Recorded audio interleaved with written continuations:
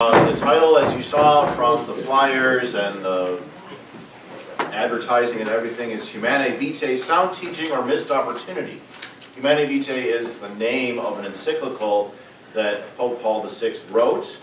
And the question, sound teaching or missed opportunity, I hope is an answer that we will be able to resolve through the presentation tonight. I'm not going to tell you what the answer is. I'm going to let you have your consciences informed and go from there. But the way I set up the talk is basically to give the historical context that led to the document, then to talk about what it actually says. For those of you who may have read it, that might be a little redundant or could be a good review. Those of you who have not read it, I'll be sure to give a good, thorough overview of what it says, and then look at what's been happening since the document was released. What kinds of things have gone on in the church or in society since the time of its issue, the time that it was issued. So, when was it issued? It was issued on July 25th, 1968, bearing the title as an encyclical letter, Humanae Vitae. It was published by Pope Paul VI, who is now Saint Paul VI. He was canonized last year by Pope Francis. Last year, also in the year 2018, the document celebrated its 50th anniversary. Humanae Vitae emerged at a time of great anticipation.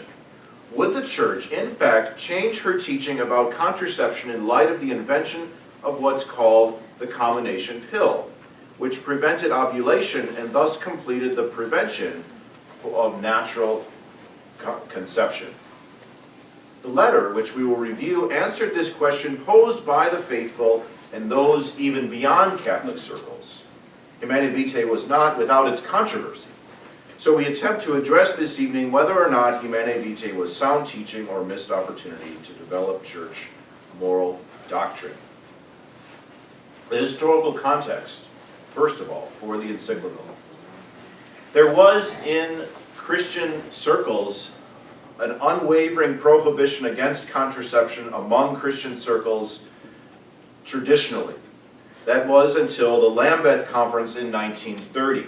And it was at this conference of various ecclesial communities of the Christian faith, the Catholic Church not being there, but other ecclesial communities of Christians, that the Anglican Church allowed for contraception in limited circumstances. So it was a moral position that they took.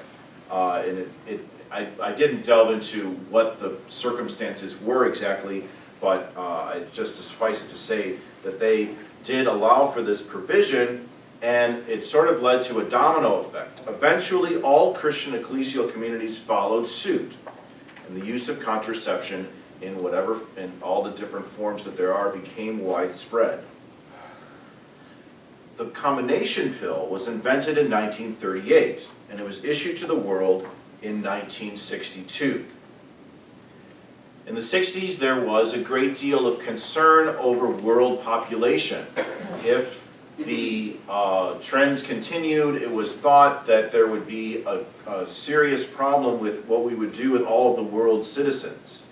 And so the pill seemed to be a potential solution to this problem of overpopulation.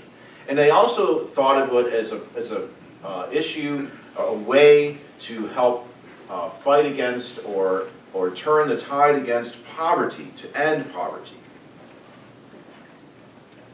Pope John the 23rd, also now St. John the 23rd, canonized along with John Paul II a few years ago, he commissioned a study to address the question about contraception and overpopulation. This question of, is the world headed toward a point where it cannot have the carrying capacity for all the citizens who live in it? That conference, that commission to study this question was convened in March of 1963. St. Paul VI expanded the commission when he became Pope. His commission was made up of 58 members. It included clergy, theologians, married couples, and lay women. And the commission issued two reports. The first is referred to colloquially as the majority report, recommended that the Pope approved at least some form of contraception. And one of the arguments that it gave is that this seemed to be in the vision of Vatican II. That Vatican II had, particularly in its letter Gaudium et Spes, a message of being actively engaged in the world. So if for example, the pill was invented, then the church would have a way of saying, well, here's what you can use, how you can use it, when you can use it, etc. So there would be this active engagement with what was going on in the world.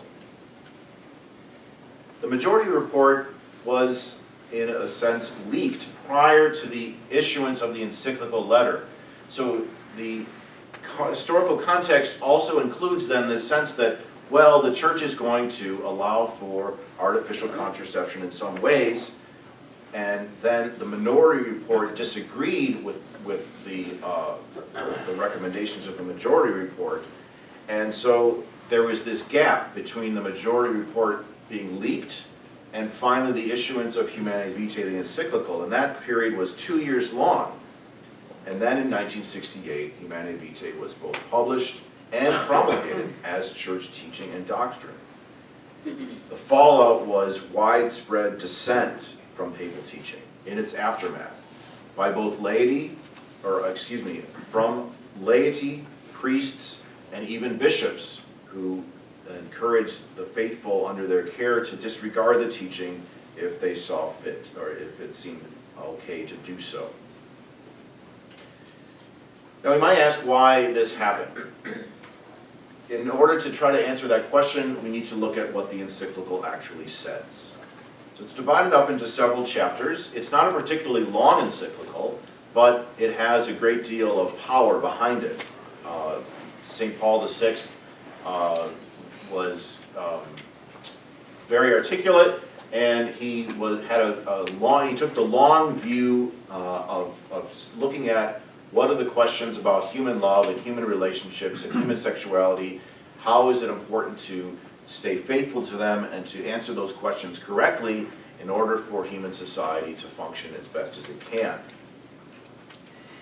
In the first chapter, he acknowledges many of the points I've already talked about in terms of the historical context. He acknowledges, first of all, this fear about overpopulation, which was very strong and serious in the 1960s. The predictions, he acknowledges, of mass poverty and starvation as serious concerns. What do we do about them? Are they in fact true? These predictions, of course, ended up being unfounded. And some scientists, in fact, today, and other governments warn, by contrast to overpopulation, we have a situation going on, particularly in Western Europe, even in the United States, other parts of the world, of depopulation due to falling birth rates. And as I mentioned, Europe is a prime example of this, but we do face it also in our own country, here in the United States. St. Paul VI also acknowledges in chapter 1 in the encyclical the concerns about the place of women in society, that their role was evolving to take on more positions in the workforce and in different fields, and they also have with the whole experience of a woman, of course, is bearing children. So how do these two things relate? And St. Paul VI in chapter 1 talks about how, acknowledges that this is a question. How does a woman pursue her career vis-a-vis also pursuing family and so forth? So this question was one of pastoral concern for the Pope as well. He acknowledges the progress humanity has made to dominate its total being over the body, over psychology, social life, the laws that include regulating the transmission of life, contraception, which is the topic du jour of the encyclical. This refers to, I want to just divert a little bit into and I'm going to do this a couple times with some moral theology principles. The principle of totality is the principle that the Catholic Church takes on seeing and understanding the human person. That the body is an integral whole, and that we as human beings alive possess a responsibility to be good stewards of that body. It is not to be, for example, mutilated in some way. So you may say, well, what about surgical procedures? Do not those require there to be mutilation? We have to cut into the human body. Well, again, a moral principle called the double effect applies in that situation, that the intention is a good intention to fix medically whatever the problem may be, and the damage caused to the body is a byproduct. And of course, we know physicians exercise great care to treat the circumstance and make sure that the body is set up in a way so that the body can heal from whatever trauma might be caused from surgery. But nevertheless, it remains the case that if we are stewards of our bodies, we do not have total control over our bodies because they are gifts to us from God, and it is up to us to respect the life we've given as a gift and to respect the body that God gave us as being not from ourselves, but from God, again, as a gift. Other areas where the Pope acknowledges the circumstances set around the encyclical, again in chapter 1, is the possible benefits of contraception. Why might it be a question at all that one would use contraception? The question he asks is, would it possibly not be wise to limit births? Not just because of the overpopulation problem, but just in terms of families. What families can handle? The question is also posed, which, like the first question, the question of wisdom to limit births, later on in the encyclical, but he also asks the question, is it okay to limit birth in light of there being transmission of life over the whole life of a marriage? So in other words, can a married couple say, well, we've been open to life because we have 2 or 3 or 4 children, but we are making choices in another direction after having a certain amount of children? That's another question that the Pope will go on to answer, that if that's a sound way of looking at the marital responsibility.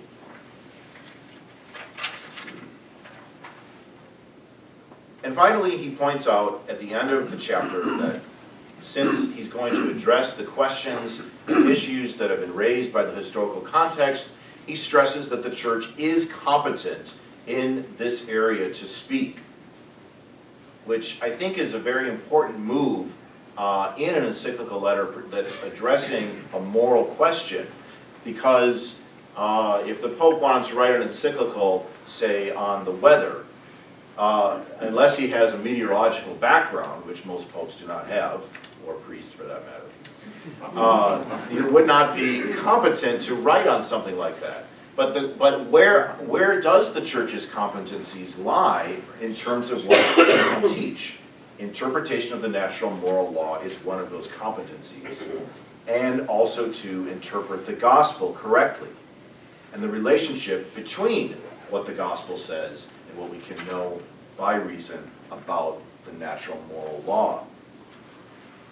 And of course he ends with saying this chapter that Jesus sent the apostles to teach, and as a successor of St. Peter, as Pope, he takes it on his responsibility to address these concerns and questions that have arisen at the time period of his papacy.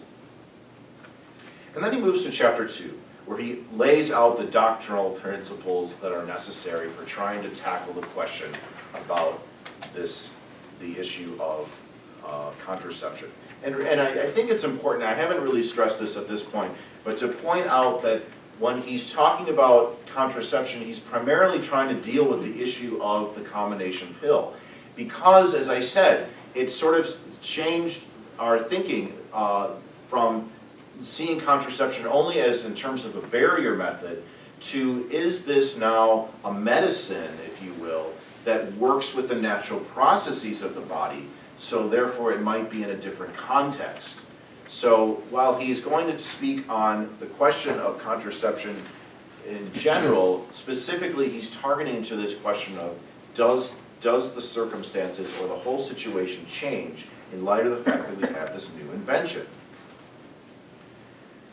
And so he goes on to look then at the doctrinal principles that we need to establish in order to try to answer the question well. He begins by pointing out that God, who is love, as we know from St. John, ordained human love in all of its ways in which it's expressed, which of course includes married love. Married love is one way in which husband to wife and wife to husband make a gift of self to each other. Love in marriage is a free act of the will. So as marriage as a gift of self, again, husband to wife, wife to husband, has reflected in it and needs to always maintain 4 principles. First of all, that it is free, that it is done through consent. The husband wants to be with his wife and vice versa, that there's no coercion going on there. If there is coercion, love is not present. Second, that it is total. Love between husband and wife is total. The husband and wife share everything together in their new experience, going from being single to now being bonded in matrimony. That love between husband and wife be, number 3, faithful and exclusive until death, as the vows of the marriage covenant are expressed. And finally, 4, love between husband and wife is to be, he uses the word fecund, that is to say, fruitful.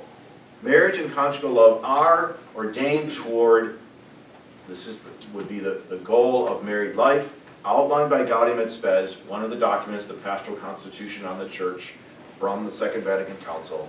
Married and conjugal love are ordained toward the begetting and educating of children. This is the purpose behind married life. God has shared God's creative power with humanity to be expressed through the love of husband and wife for each other. And that love is expressed conjugally and we can know the purpose of why that act happens. It results in the creation of a new child. Again, that power shared with the human race. Next, he looks at this concept called what he refers to as conscious parenthood. Conscious parenthood is this awareness that love between husband and wife be, of course, free, total, faithful, but looking at that 4th aspect of being fruitful.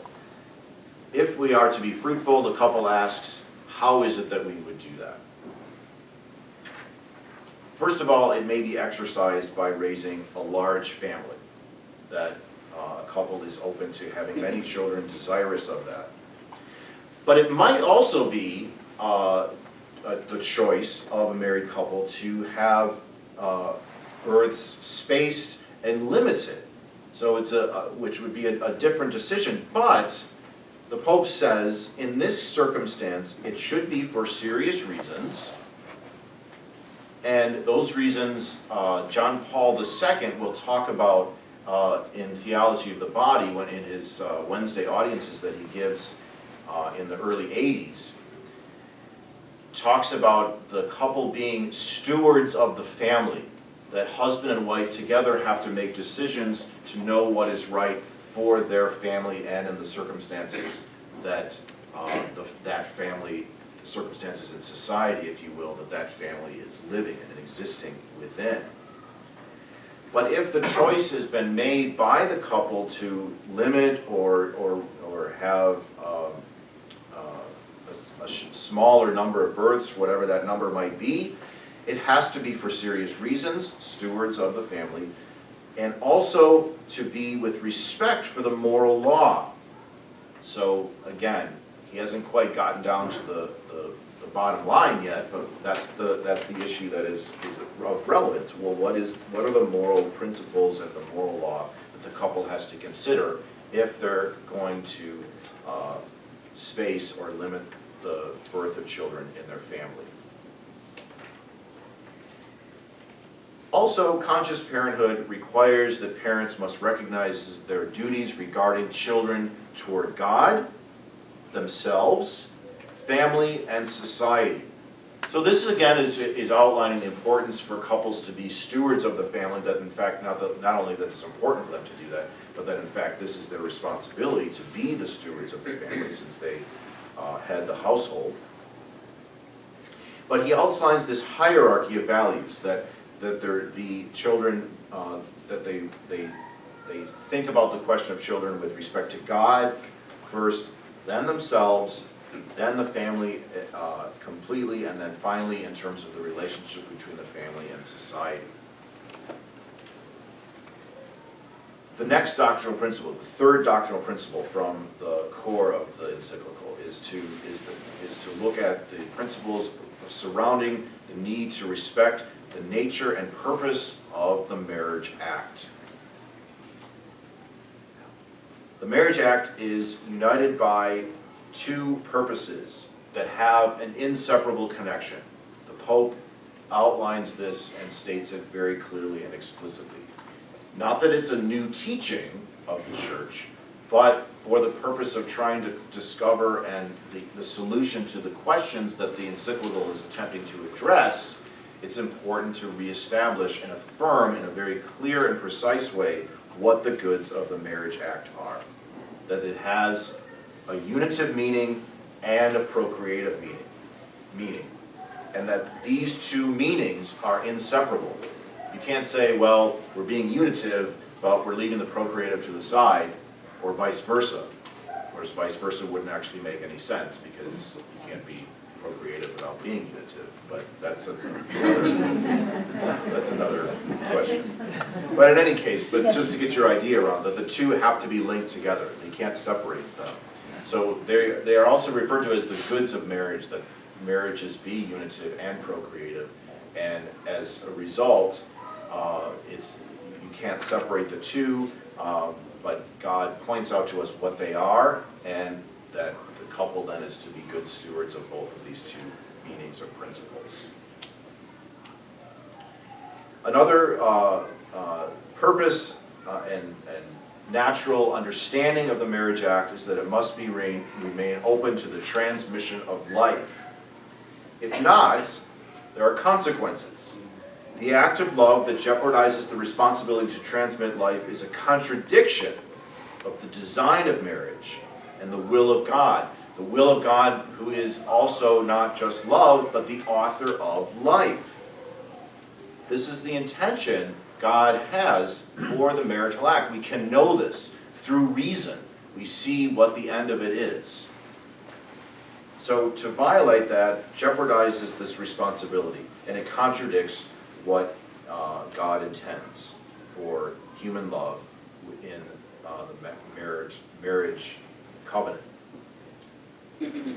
Secondly, since we do not have total dominion over our bodies, again, they're gifts from God and we are stewards of them, we do not have dominion over the generative faculties that God has given to us. They are there, and it is important to respect them and to understand what is part and parcel with going along with having the responsibility, the gifts of creation that God has shared with, again, the human race. But let's go back to this question then. What about when physical or psychological factors call for limiting birth? What is a couple supposed to do? And this is where the Pope outlines the importance of using natural rhythms to talk about the contrast between using artificial means, the pill, versus natural means. That you may engage in marital activity during periods that are not considered fertile, or as the Pope uses the word, infecund. He stresses this and reiterates that it is important not to impede the development of natural processes.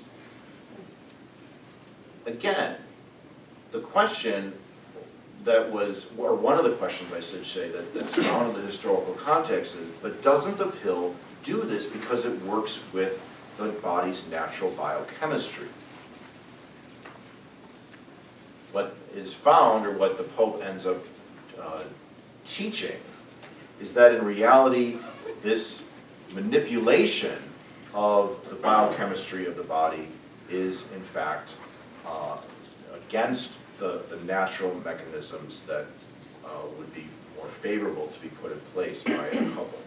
Now we're going to look a little bit at, I'm going to leave that there for now, we'll look a little bit at what's in the section when we look at what's happened since Humanae Vitae has been issued about the advances in helping couples either to promote fertility or to limit births through natural means.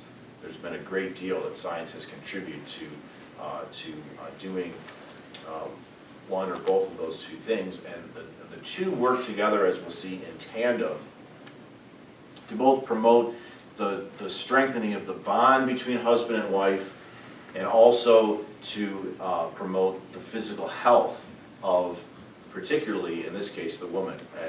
And we'll get into that a little bit too when we look at the ill effects of actually being on. I was able to interview a physician, I'll talk more about this later, but the physical ill effects that come from being on the combination pill. But for now, we'll just leave it at the fact that the Pope at this point in the encyclical is saying that the conclusion has been reached that the Church is teaching that the pill, contrary to what people might think, that it works with natural body processes to affect the biochemistry of the woman, is in fact manipulating it in a way that violates that principle of totality.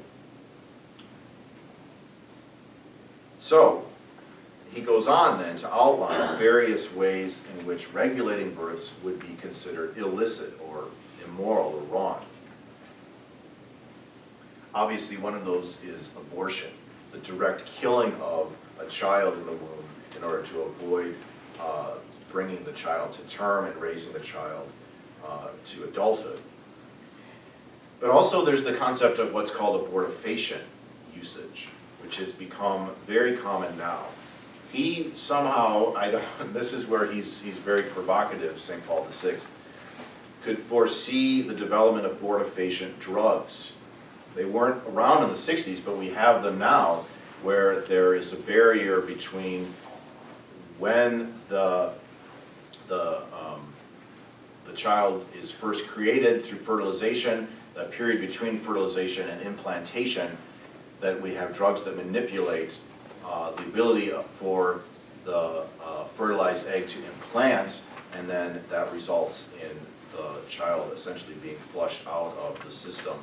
And if implantation is prevented, the child dies, of course. Another illicit way is direct sterilization. Not for medical reasons. He's very careful to point that out. It becomes necessary at times for there to be procedures to care for a person who is suffering in some way, but direct sterilization for the sole purpose of trying to prevent pregnancy would be an illicit way of regulating births. And then he gets down to it by looking at other forms of contraception, and he includes the combination pill in that, which can beg the question, which is part of what's controversial. If the Church is saying no to this, why is the Church saying no? There are other consequences that he looks at that I think if you read the encyclical yourself, you will see they have come to pass in society. So since we don't have time to read the entire encyclical, I wanted to take some time to read this section specifically. It's section 17 of chapter 2, or section 17 of the whole encyclical. He makes several predictions about what might happen if artificial contraception becomes commonplace. He says, upright men can even better convince themselves of the solid grounds on which the teaching of the Church in this field is based if they care to reflect upon the consequences of methods of artificial birth control. Let them consider, first of all, how wide and easy a road would thus be opened up toward conjugal infidelity. So he's suggesting there will be an increase in in a weakening of the bond between husbands and wives, and marriages will break down more easily and more quickly. We have had a rising divorce rate since the 60s. The general lowering of morality. Sexual intercourse is reduced simply to a means of pleasure, and so it becomes a kind of entertainment along with other kinds of entertainment, and therefore the whole moral question, the purpose of sexual intercourse, that it's tied to love between a husband and wife, and that it's for the purposes of creating human life, gets lost, and then sexuality becomes, if you will, casualized. It's not a real word, but I think you can take my meaning. Not much experience is needed in order to know how human weakness, and to understand that men, and he's talking specifically about, he's not using the generic term of men, but specifically of males, need encouragement to be faithful to the moral law. So he's suggesting that what may happen is that men in particular will view women more as objects, and that they will then cultivate a casual attitude toward sexual intercourse and sexuality. And he outlines in here, I didn't read this part, but I will read it now, especially the young who are so vulnerable on this point. So you think of youth who, specifically saying, could it not be the case that sexual activity become more rampant and promiscuous, especially among the young, in all kinds of ways? And again, in society we've seen this happen, that there's been a lowering of moral standards, and so young people, teenagers, even into high school, are being sexually active much earlier in their lives, and certainly outside of the context of marriage. It is also to be feared that the man growing used to the employment of anti-conceptive practices may finally lose respect for the woman, and no longer caring for her physical and psychological equilibrium, may come to the point of considering her a mere instrument of selfish enjoyment, and no longer as his respected and beloved companion. I think that's pretty clear, but just to reiterate, it's pointing out what should be obvious, that a husband and wife come together in mutual love and respect, but again, the man would start to look at the woman as an object, excuse me,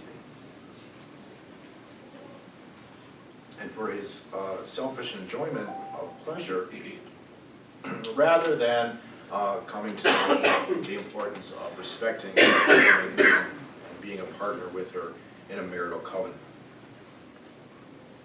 Okay, so he does go on in that section. I'm not going to read the whole section, but that's the first paragraph of section 17, and he does make some pretty powerful predictions in that, which we have seen happen in our society.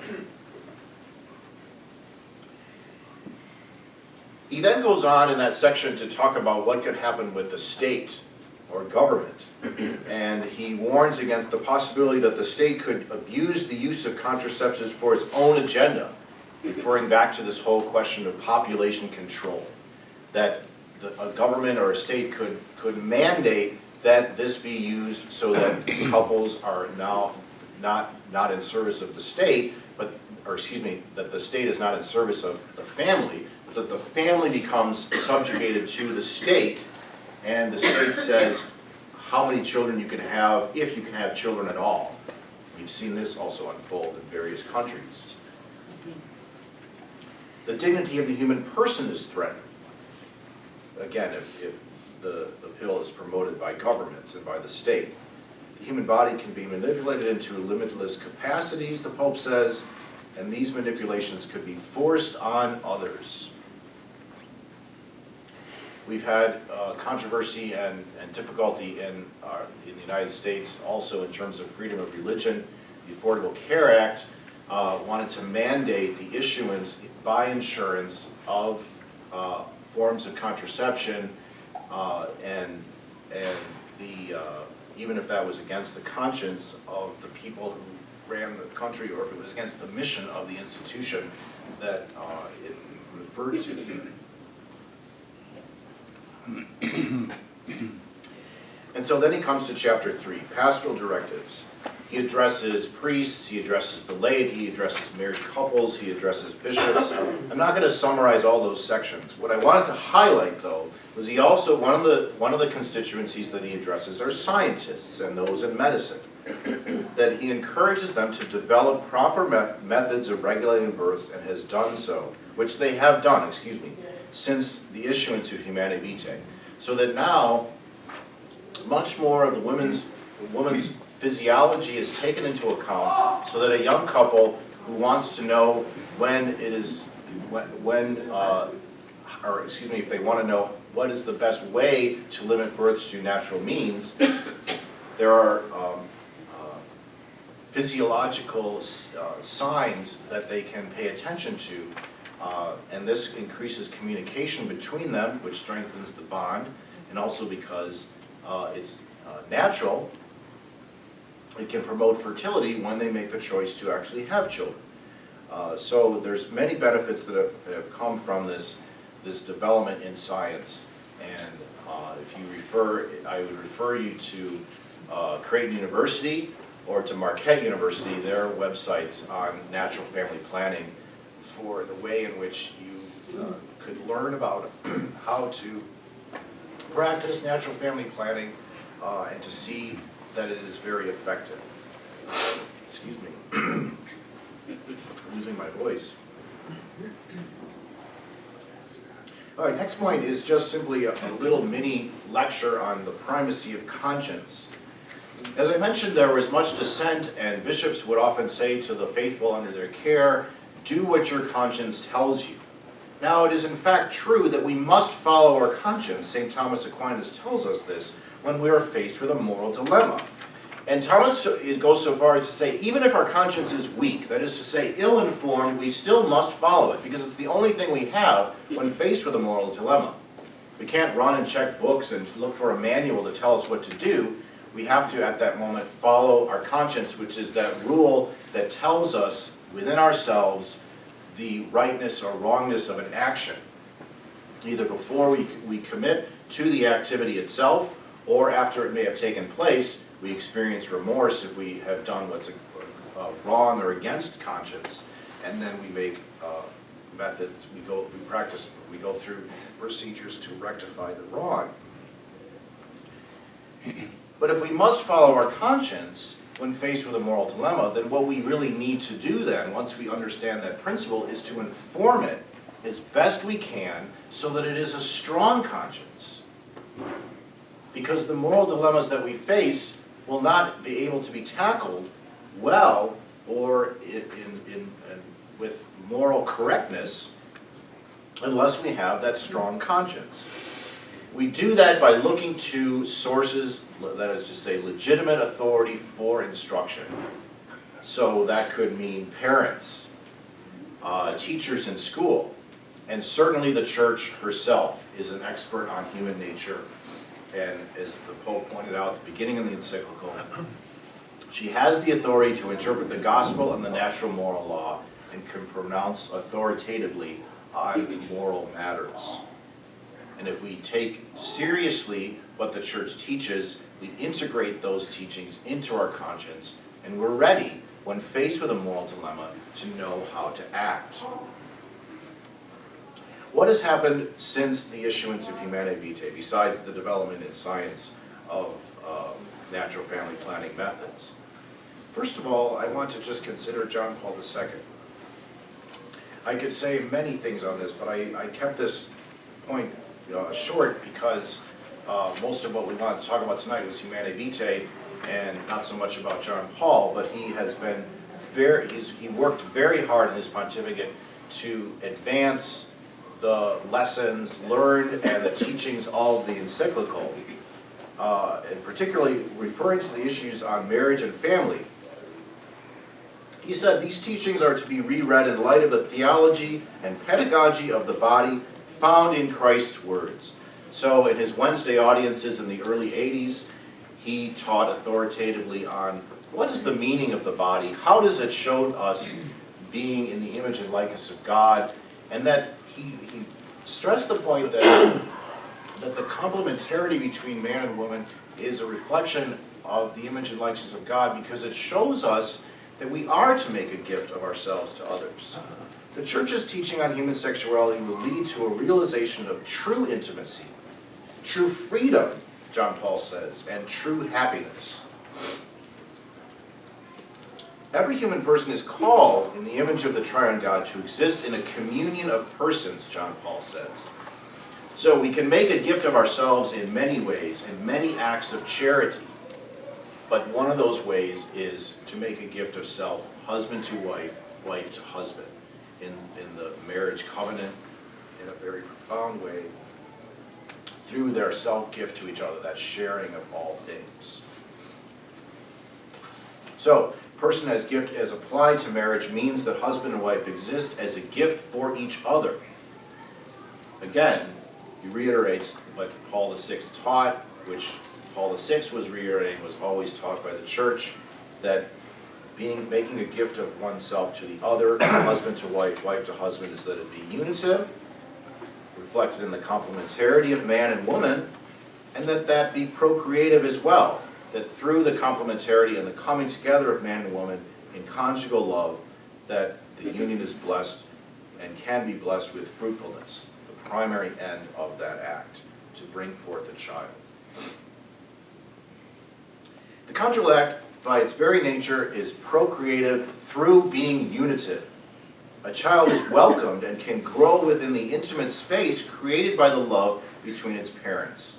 So the procreative and unitive natures, goods of marriage relate to each other in a very intimate and close way.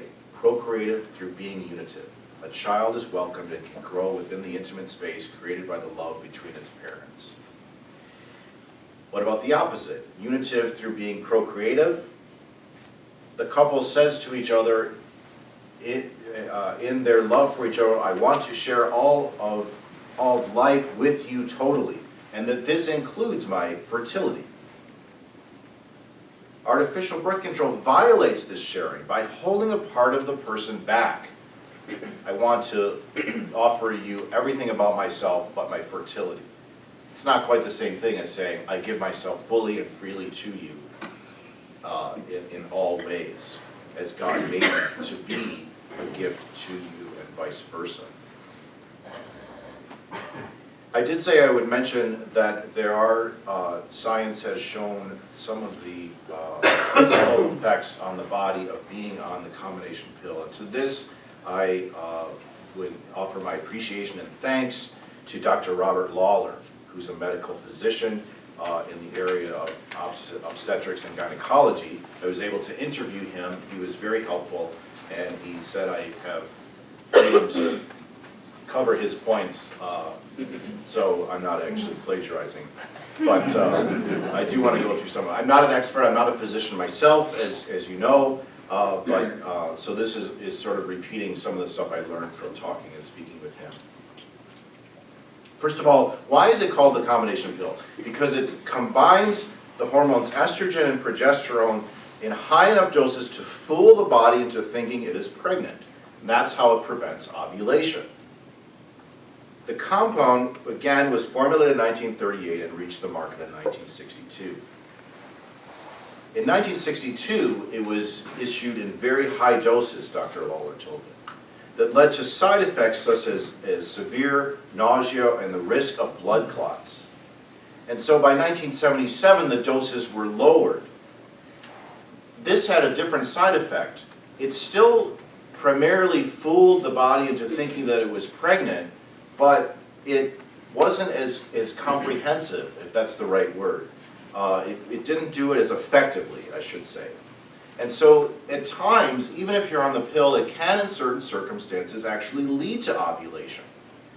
And if it's one of these time periods where the low dose is not fooling the body effectively enough into believing that it's pregnant, the lining of the uterus can thin, and then if that happens, implantation, if there is ovulation that's taken place and fertilization, implantation becomes not possible.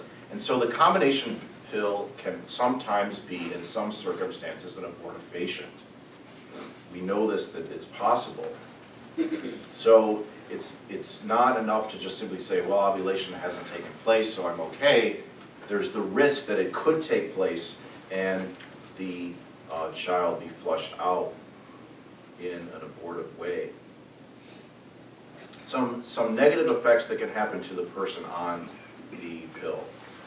It is, Dr. Lawler pointed out, the consumption of a synthetic steroid. And he said that the World Health Organization has classified it as a class 1 carcinogen, similar to the effects that tobacco could have on the body. It can lead to breast and liver cancers, can cause heart disease and blood clots which can sometimes happen as a part of a natural pregnancy because it's fooling the body into thinking this. It can also happen spontaneously in a woman who may be on the pill.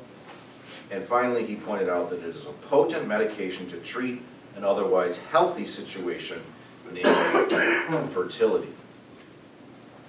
It can also have the byproduct effect that since it treats symptoms, that underlying causes for some symptoms that it may be trying to address in a woman might go unaddressed, and that these could then lead to a loss of fertility later in life when fertility is desired. And then he gave me this statistic, which I was not able to unpack, but he said that there is research that shows that children born of women who have contracepted are 50% more likely to develop leukemia, the children, that is, who have been born of women who have contracepted. So science is showing that it's not all just a good thing, that it has some, besides the metaphysical questions that the Pope raised, it also has physical effects that seem to reinforce that this is probably not a choice that we should be making, that isn't a choice that we should be making. So these are some of the negative effects.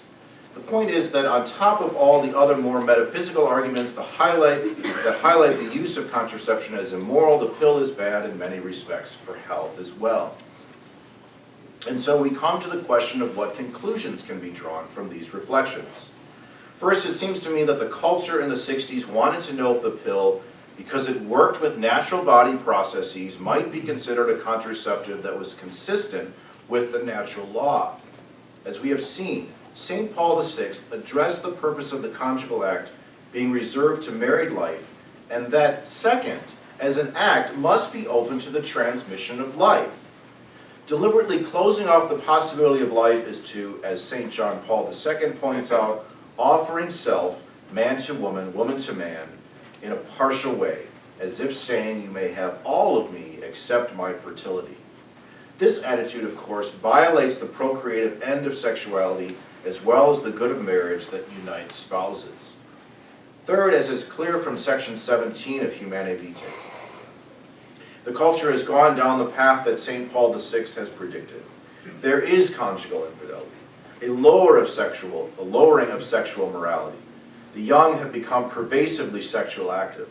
Women have been demeaned to become a means of selfish enjoyment. And finally, American society has been locked into argumentation about the mandating of distribution of contraceptions, even when it violates religious practice. All this from science believing that it can redetermine what marriage is and how the conjugal act is part of or not part of the marital bond. The conclusion about the prudence of St. Paul VI and Humanae Vitae is left to those who would want to do the hard work of forming a strong conscience. If the authority of the Church to teach about artificial contraception is ordained by God, then Humanae Vitae is a teaching that must be integrated into one's conscience so that one may have a strong conscience when faced with a moral dilemma pertaining to human sexuality. Thank you.